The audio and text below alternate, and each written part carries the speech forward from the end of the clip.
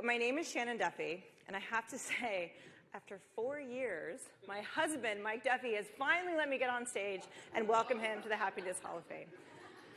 So Mike and I have been married for 16 years. And usually when I meet people through work, people ask me about my husband. And I tell them, I'm like, you'll probably like my husband more than me. And they say, oh, no. Then they meet him and they're like, oh my goodness, with no offense to you, Shannon, you're right. So Mike Duffy is truly an amazing human being. And we've been married a long time. We've been married 16 years. I know, you're shocked. I look very young.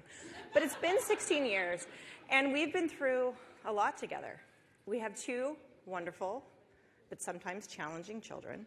We both have 2 really big jobs. And I think many of you can relate to how hard that can often be. But the thing I love about my husband is he always reminds me that happiness is a choice.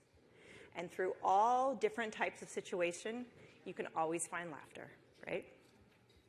So please join me in welcoming to the stage my husband, who is a wonderful father and a wonderful man, and the founder of the Happiness Hall of Fame, Mike Duffy.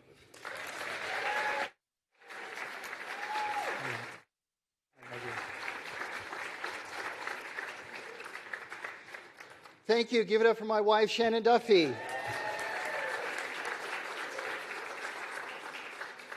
You know, my wife was named one of the top 10 CMOs in the country with children a couple of years ago, and I just love her with all my heart. Thank you, Shannon. So welcome to the Happiness Hall of Fame. Tonight we have some incredible speakers that are really going to wow you.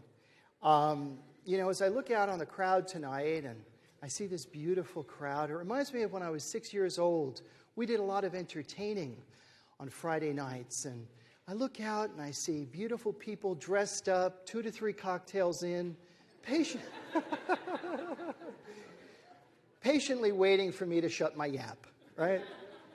The Happiness Hall of Fame has inducted over 120 incredible people and organizations that make other people happy.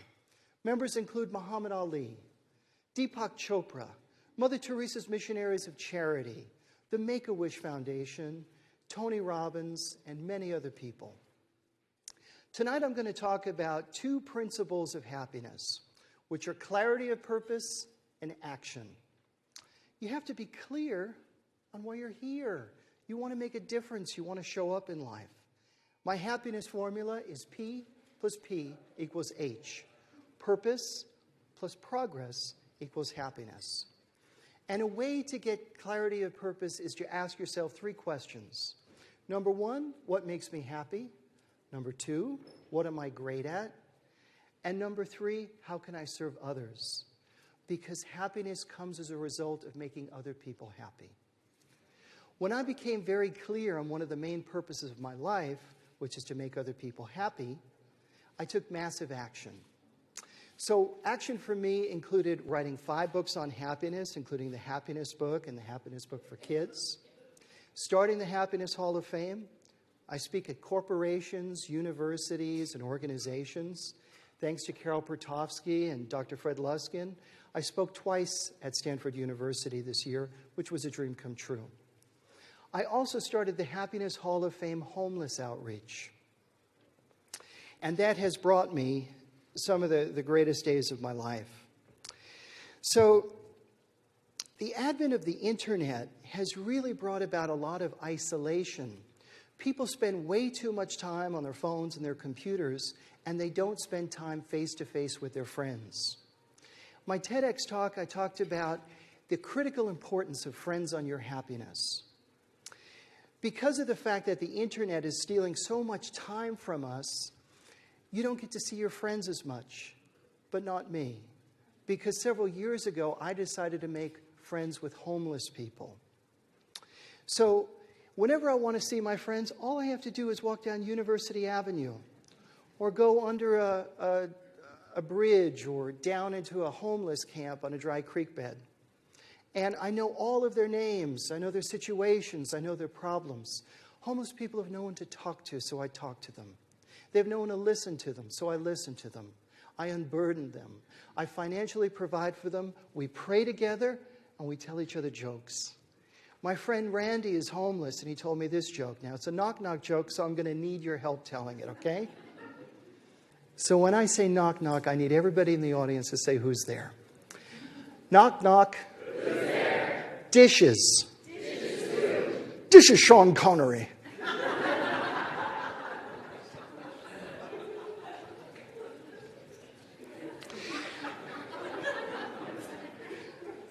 The San Francisco Giants are in the Happiness Hall of Fame, and 2 years ago they came out here and they brought their 3 World Series trophies right here on the stage. And Bill Schlau, who's their CIO, was in such a good mood. He said, Mike, I'm going to pass out my 3 World Series rings to the crowd. And, they can take photos with them, and then, I'll get them back.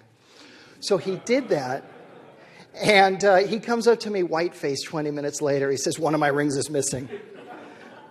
He got it back, but it was funny. I like to make homeless people's wishes come true. It's kind of like Make-A-Wish for homeless people. So I called up the San Francisco Giants, my friends in the front office, and I told them that I wanted to make a wish of Zach, who's homeless. And a lot of you have actually seen Zach. He begs outside of the Walgreens on University Avenue. He was born with a spinal deficiency where he can't stand up. And in order to walk, he needs to use his hands and his knuckles to move. So they said, absolutely, let's make this happen. Do you mind if we do it on September 11th against the Dodgers? I'm like, oh, you mean the premier game of the year? I think that'll work. So I go to Walgreens, I pick up Zach, and with Octavio, he helped me. We take his wheelchair, throw it in the back of my car. We drive up to the city, laughing all the way. And when we get there, outside of the stadium, representatives from the Giants met us with a big bag of gifts for Zach. And Zach just couldn't believe what was going on. And then they ushered us in like VIPs onto the field during batting practice. So he got to see the Giants during batting practice, the Dodgers. And 6-time All-Star Will Clark comes up to Zach. And he says, Zach, I hope you're going to bring us good luck tonight. And Zach said, Will, give me your baseball glove. And Zach takes the glove, raises it above his head, and goes, by the power vested in me, Zachariah, I guarantee the Giants will win. And they did win.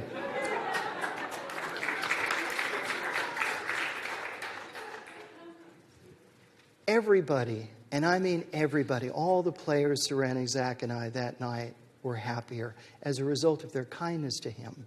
He was holding court with these very famous baseball players, and he was actually making them happy and encouraging them in a particularly difficult losing season.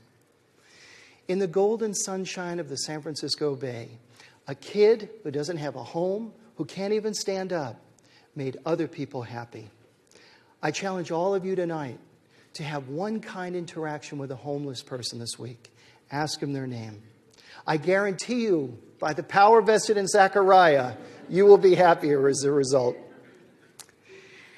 So, Helen Keller said that true happiness comes from not the pursuit of self-gratification, but from the pursuit of a worthy purpose. At least I think it was Helen Keller, because Abraham Lincoln said that verifying quotes on the internet these days is very difficult.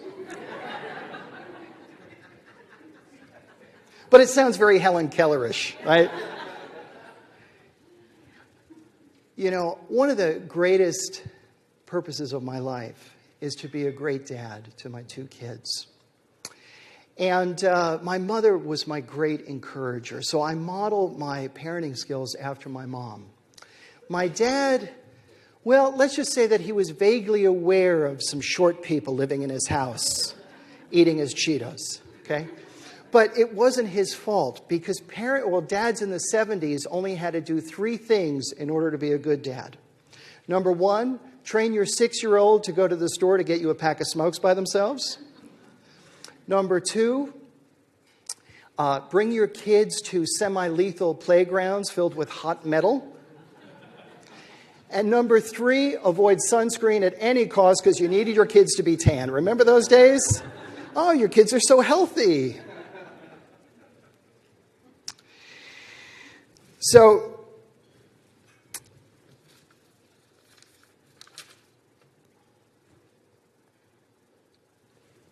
there's been a lot of talk about, bees are in trouble, right? So my son was very, very worried about the bees. So I said, you know what, how about we do this? How about we plant a flower garden to feed the bees? And because bees have a very definite purpose. What they do is they pollinate all the flowers and plants that we use. So he was very excited. So I took my son to the garden supply store. But I made sure that everything that we bought and we planted had deer-proof written at the bottom. Because where we live, there's a lot of deer, right? So we did that. And we spent the entire day planting this flower garden. And sure enough, by the end of the day, the bees start showing up. And one of them landed on my finger, and I called Mikey over. He's 8 years old. He's the cutest kid in the whole world. And I said, look, Mikey, look at the pollen on his belly and his big buggy eyes. Mikey loved it. His eyes lit up, and he hugged me. And I knew that I had won the Best Dad Award that day. The next morning, he comes running into my bedroom. And he says, Daddy, I want to go see the bees. So I said, okay, let's go out to see the bees. And we get out there. We see no bees, but we see a herd of deer walking through our garden with our flowers in their mouths. Everything was gone. And I was just decimated. I looked down at Mikey and I said, but, everything we had was written, it said deer-proof on the bottom. And he looks up at me with these big, compassionate, soulful eyes. And he says, Dad, deers can't read.